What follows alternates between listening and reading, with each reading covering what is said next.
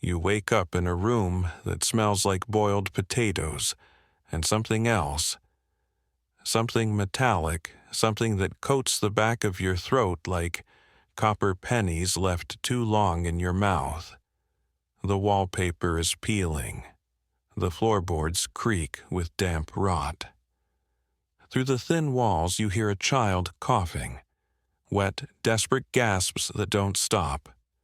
A woman hums. It's Sunday morning in a Victorian tenement, and she's stirring porridge at the stove, her back to you, her apron stained with flour and something darker. The steam rising from the pot curls like fingers reaching for the low ceiling. She hums a church hymn, soft and sweet, as if this were any other morning, as if the child weren't convulsing in the corner, pale as wax, clutching his stomach. You watch her pour tea. You watch her smile. You watch her place a hand, gentle, loving, on the child's fevered forehead. "Drink this, darling," she whispers. "It'll make you feel better."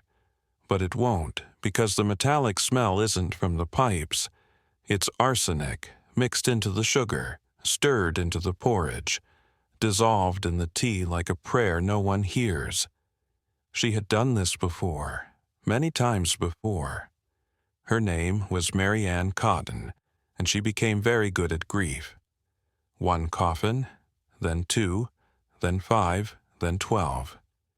They carried them out one by one, small wooden boxes for children, longer ones for men. The neighbors watched from their windows, shaking their heads, crossing themselves. Poor woman, so much loss. God must be testing her, but God wasn't testing her. She was testing them.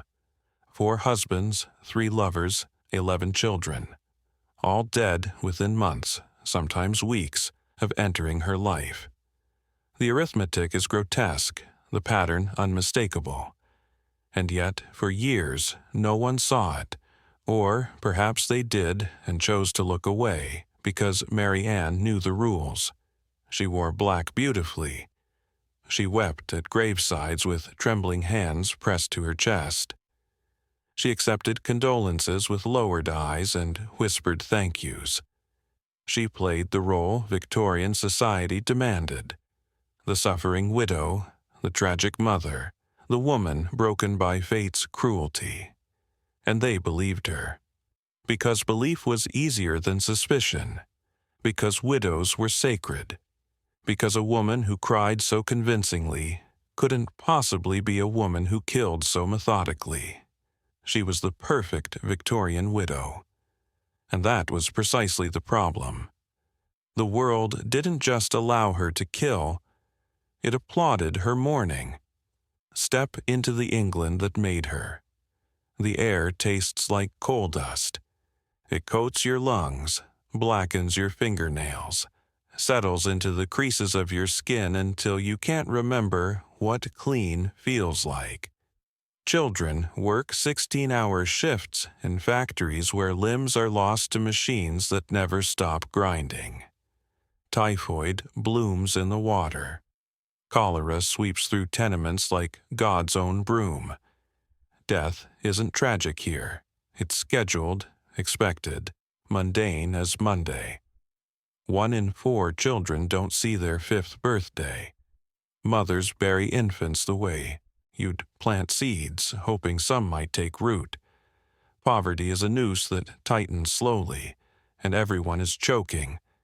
But there's a lifeline, insurance policies, burial clubs, a few shillings paid monthly, so that when, not if, but when, someone dies, there's money for the coffin, for the mourning dress, for rent next month.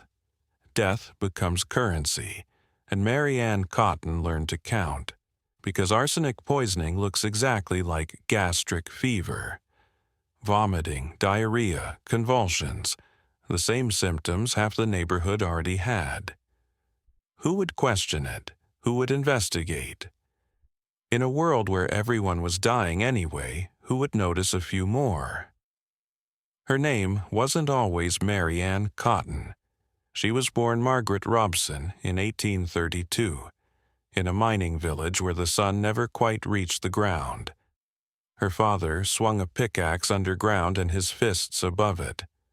Her mother learned to flinch before the blow landed.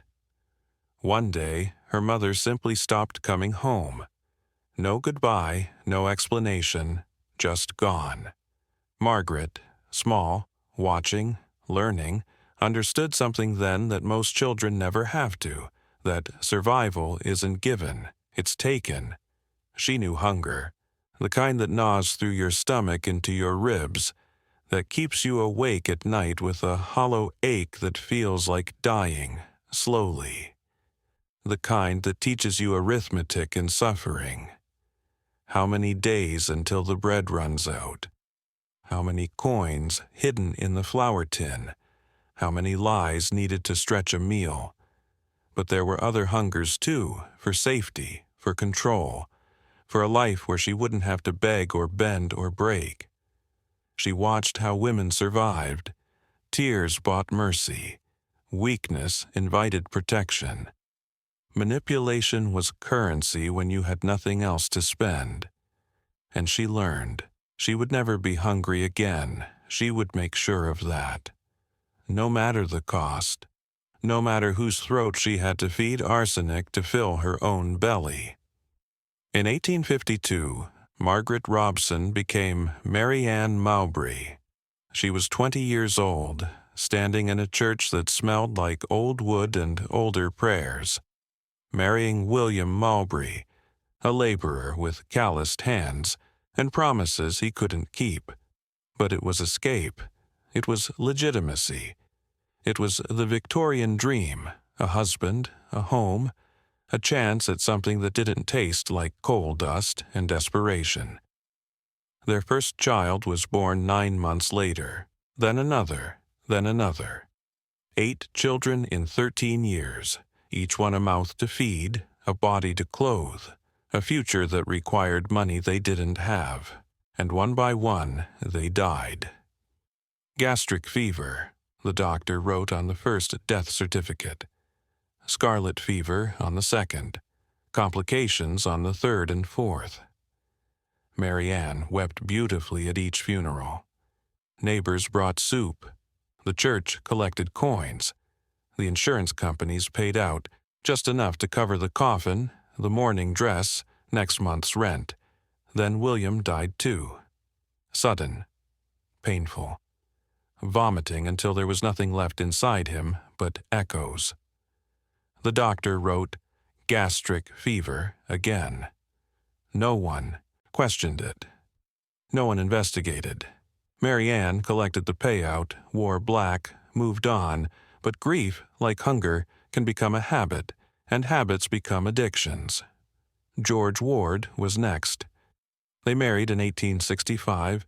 He was dead 14 months later. Then James Robinson. She moved into his house as a housekeeper. His children started dying. Then her own children, the ones who'd survived her first marriage, started dying too. Robinson noticed. He fled before his turn came, but the machinery was perfected now, smooth, efficient, predictable. She'd walk into a pharmacy, respectable, well-dressed, and purchase arsenic. For the rats, she'd say with a tired smile. Or, for my complexion. Both were legal, both were common. The pharmacist would nod, wrap the white powder in paper, wish her a good day. She'd mix it into tea, stir it into porridge, dissolve it in soup, and then she'd wait. The victims would writhe, vomit until their throats bled. Convulse as their organs shut down one by one. It looked exactly like cholera, exactly like typhoid, exactly like 1,000 other diseases killing the poor every day. But here's what haunts. Some children survived. Some husbands lived long enough to become suspicious and run.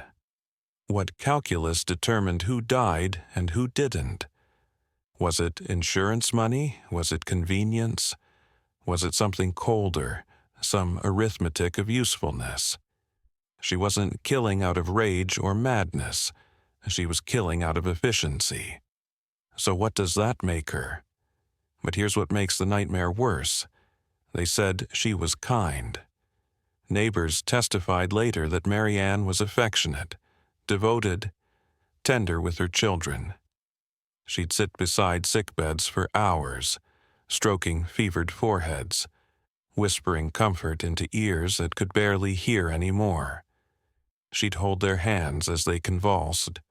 She'd cry, real tears streaming down her face, as they took their last rattling breaths. She probably did love some of them, and she killed them anyway, because love, for Mary Ann Cotton, wasn't contradictory to murder. It was transactional. Children were assets until they became expenses. Husbands were providers until they became obstacles. Affection was real, but survival was more real. Victorian doctors called it moral insanity. The idea that a woman could appear normal, even loving, while committing monstrous acts. They couldn't reconcile it. How could a mother poison her own child? How could she weep at the grave she'd filled, but to watch her hand stroking that dying boy's hair? Watch her lips murmuring soothing lies. Watch her prepare the next dose even as she whispers, "I love you. Can you love someone and kill them?" Can affection and arsenic coexist in the same hand? Mary Ann Cotton answered yes, every single time. By 1872, Mary Ann was living with Joseph Nattrass, a former lover, but her eyes were already on the next man. Quick Manning, a customs officer with steady income and respectable prospects. Marriage meant security. Marriage meant survival. But there was an obstacle. Charles Edward Cotton, 7 years old, her stepson from her most recent marriage, a small, inconvenient body standing between her and the altar, between her and the insurance payout, between her and the future she'd already planned. She went to the parish official, impatient, careless in a way she'd never been before. 20 years of successful killing had made her bold. "I won't be troubled long," she said, as casually as commenting on the weather. "He'll go like all the rest."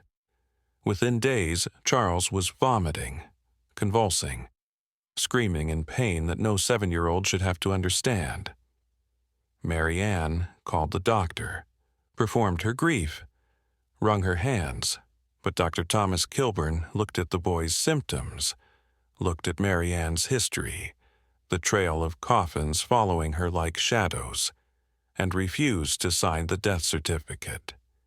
He requested an autopsy.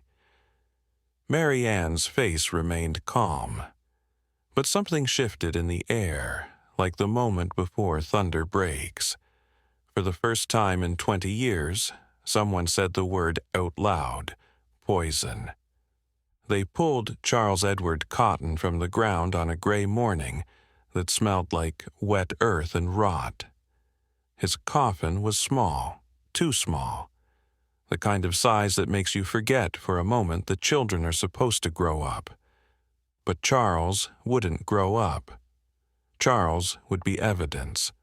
The autopsy room reeked of formaldehyde and something sweeter, more wrong. Dr. Kilburn cut carefully, methodically documenting everything. The boy's organs were discolored, his stomach lining corroded, his intestines burned by something that had eaten through tissue from the inside out, arsenic. Massive amounts, enough to kill him 3 times over. Then they started digging up the others. Joseph Nattrass, Frederick Cotton, Robert Robson Cotton, Margaret Jane Cotton. One coffin after another hauled into daylight. Bodies that should have been dust but weren't, preserved by the very poison that killed them.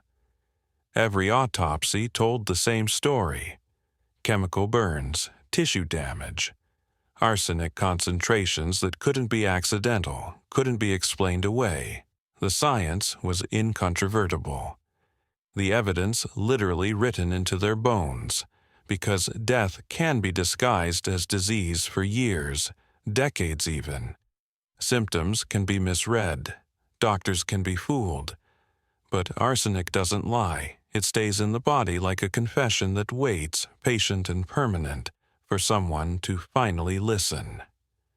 The arrest became a feeding frenzy. "The Dark Angel of Death," screamed the headlines. "The West Auckland Borgia." Newspapers across England printed illustrations of Mary Ann Cotton, sometimes beautiful and seductive, sometimes twisted into something demonic, horns barely hidden beneath her bonnet. Crowds gathered outside Durham jail, thousands pressing against iron gates, craning for a glimpse of the woman who'd turned motherhood into a murder method. Vendors sold pamphlets. Ballads were written. Penny dreadfuls flew off shelves, each more lurid than the last, but beneath the spectacle was something deeper, terror. Because Mary Ann Cotton shattered the Victorian world's most fundamental belief, that women were inherently virtuous, that mothers were incapable of such evil. Mothers were sacred. Mothers were pure. Mothers didn't poison their children for insurance money, except this one did. The newspapers struggled with the contradiction. They described her as both victim and demon, shaped by poverty, yes, but also something innately wrong, something corrupt in her very nature. They needed her to be a monster because if she was just a woman, just a mother, then what did that say about every other woman? Every other mother. The trial began in March 1873, but what truly horrified the courtroom wasn't the evidence. It was her face, calm, cold, utterly without remorse. Durham Assizes. March 1873. The courtroom is suffocating, packed with spectators, journalists, curious onlookers who've waited hours for a seat. They stare at the woman in the dock like she's an exhibit in a museum of human depravity. Mary Ann Cotton sits calm, dressed in black silk, her hands folded in her lap. She could be waiting for tea. She could be at church. The prosecution lays out the evidence methodically. Insurance policies stacked like accusations. Pharmacy records showing arsenic purchases. Dr. Kilburn's testimony about the autopsy, the chemical analysis, the undeniable presence of poison. Neighbors recounting her words. "I won't be troubled long. He'll go like all the rest." Her own confession, spoken carelessly, now repeated in a courtroom that hangs on every syllable. But Mary Ann shows no shame, no tears, no performance of remorse. She looks annoyed when the prosecutor raises his voice, bored during medical testimony. Occasionally she sighs, as if this whole proceeding is an inconvenience. The evidence suggests 21 victims. Maybe more, but she's only on trial for one, Charles Edward Cotton, age 7, because the legal system can't handle the enormity of what she actually did. The trial wasn't about justice for all the dead. It was about proving one murder among dozens. It took the jury 90 minutes to decide. Guilty. Sentenced to death by hanging. She had 3 days left. Mary Ann filed for appeal. It was denied. She wrote letters proclaiming innocence. The arsenic was in the wallpaper, she claimed, or perhaps the water. The lies came easily, even now. She requested her surviving children visit. They refused. Even blood knew better than to come close. Durham Prison, 1873. The condemned cell smells like limestone and despair. Through the narrow window she can hear them building the gallows. The sound of hammering, wood against wood, nails driven through beams, constructing the machine that will kill her. Each strike echoes in the small stone room. Tap, tap, tap, the chaplain visits. Asks her to confess, to unburden her soul before God. She refuses. She prays, but not for forgiveness, for escape that won't come. They bring her a last meal. She barely touches it. The night before, the prison is silent except for the guard's footsteps pacing outside her door. She doesn't sleep. How could you? Knowing tomorrow at dawn, the door opens and you walk toward the rope. But Mary Ann Cotton doesn't weep, doesn't scream, doesn't confess. On March the 24th, 1873, at 8 a.m., the trapdoor opened, and for the first time in her life, she fell. They walked her to the scaffold at dawn. The hood went over her head, rough fabric blocking out the gray morning light. The faces of the crowd, the wooden platform beneath her feet. The noose tightened around her neck. Coarse rope against skin. The executioner, William Calcraft, miscalculated. Her weight, the drop distance, the mathematics of a clean death. The trap door opened. She fell 3 feet. It should have been instant. The neck should have snapped clean.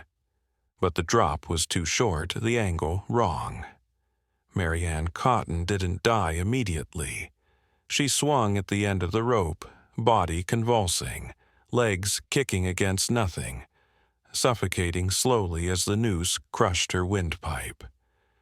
It took 3 minutes, 3 minutes of choking, twitching, dying in front of hundreds of spectators who watched in complete silence. A botched execution for Britain's most prolific female serial killer.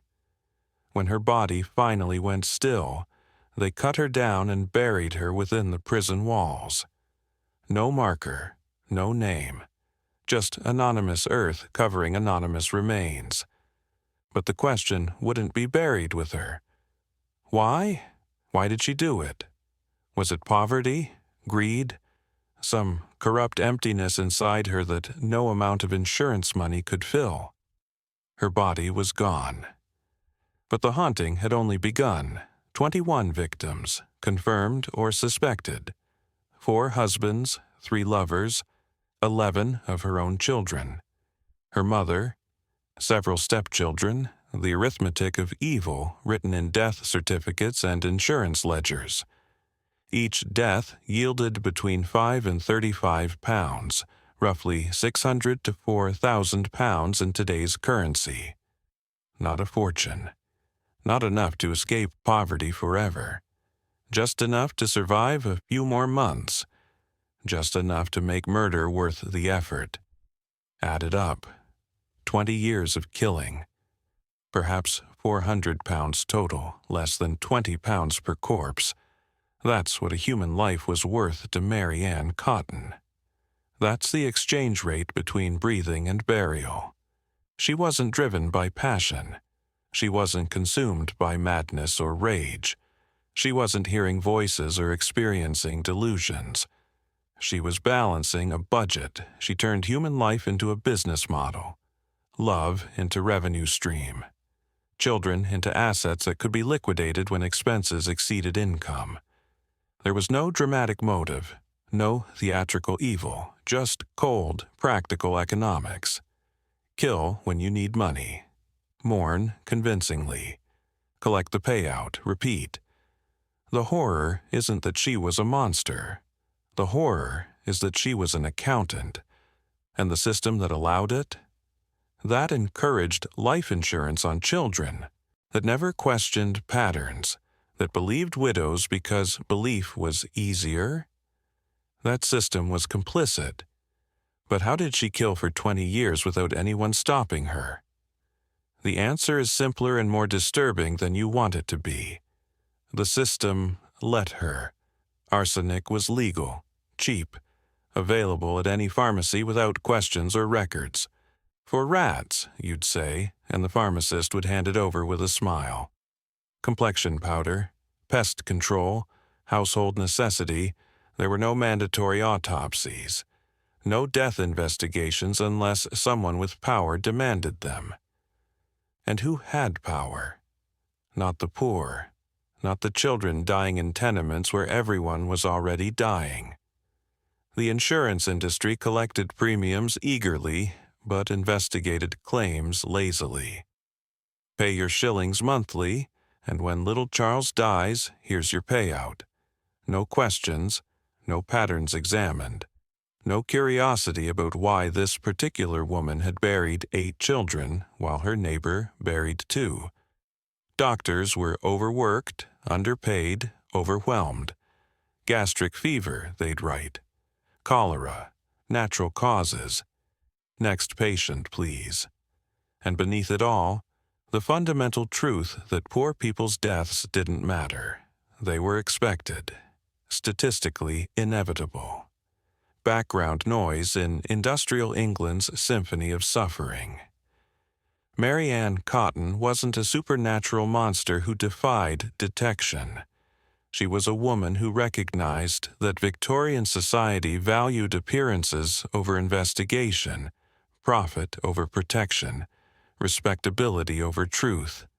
She operated in the gaps, and the gaps were everywhere. The system didn't fail to catch her. The system was designed to let her kill. Let's talk about the mothers who murder. Society doesn't want to. We'd rather believe in strangers lurking in shadows, monsters waiting in dark alleys. But statistically, consistently, the most dangerous person in a child's life is often the one who gave them life. Mary Ann Cotton wasn't unique in killing her children. She was unique in the scale. Janine Jones, a pediatric nurse, murdered up to 60 infants in her care. Mary Beth Tinning smothered 9 of her own children across 14 years. Mothers with Munchausen by proxy poison their children slowly, addicted to the attention that suffering brings. But most maternal killers act once, a moment of psychosis, postpartum depression twisted into violence, desperation that explodes into tragedy. Mary Ann acted repeatedly, methodically, professionally, for 20 years. This wasn't madness, this wasn't a mental break. This was a business decision repeated dozens of times. Each child's death calculated against financial need. Each murder planned with the same care you'd plan a budget. Most child killers collapse afterward, consumed by guilt or discovered quickly. Mary Ann just moved to the next town. Found the next husband, had the next child. What does it mean that the ultimate betrayal, the mother who destroys instead of protects, can operate for decades before anyone notices? It means we refuse to see what we can't bear to believe. Let's name them. Margaret Jane Cotton, 4 years old. Isabella Cotton, 3. Mary Isabella Cotton, 7 months. Frederick Cotton Jr., 15 months. Robert Robson Cotton, 14 months. John Robert William Mowbray, 5 years old. These are just some of them. Some victims don't even have recorded names, just infant daughter in parish records, nameless additions to death tolls, children who existed briefly and vanished completely. History remembers Mary Ann Cotton. Newspapers immortalized her, books analyze her, documentaries dissect her methods, but her victims? Statistical shadows, footnotes in her story. We know how they died. We don't know how they laughed. We don't know what games they played in the narrow streets of West Auckland. We don't know if Margaret Jane liked to sing, if little Robert had started to walk, if Isabella was afraid of the dark. They were not assets. They were not obstacles. They were not insurance policies waiting to mature. They were children who wanted to play, to grow, to taste life beyond boiled potatoes and damp tenement walls, and some survived. Some of Mary Ann's children lived to adulthood, carrying the knowledge that their mother murdered their siblings. Imagine that inheritance. Imagine knowing you were spared not by love, but by some cold calculation you'd never understand. Their silence echoes louder than her infamy. You're back in that room now, the smell of boiled potatoes and something metallic. The woman humming at the stove. The child convulsing in the corner, pale and vomiting, clutching his stomach while his mother strokes his hair and whispers that everything will be fine. But now you know. Now you understand. Mary Ann Cotton killed 21 people, maybe more. Not with rage, not with madness, not with the theatrical cruelty we expect from monsters, with patience, with arsenic, with a strategy refined over 2 decades. She is a mirror we don't want to look into, because she reveals something unbearable, that evil doesn't require horns or madness or supernatural corruption. It just requires opportunity, motive, and a system that looks away. Victorian England gave her all 3. The arsenic was legal. The insurance system was exploitable. The doctors were overworked. The authorities didn't care about dead poor children because dead poor children were normal, expected, statistically inevitable. And we want to believe this is history, that we've evolved, that systems protect the vulnerable now.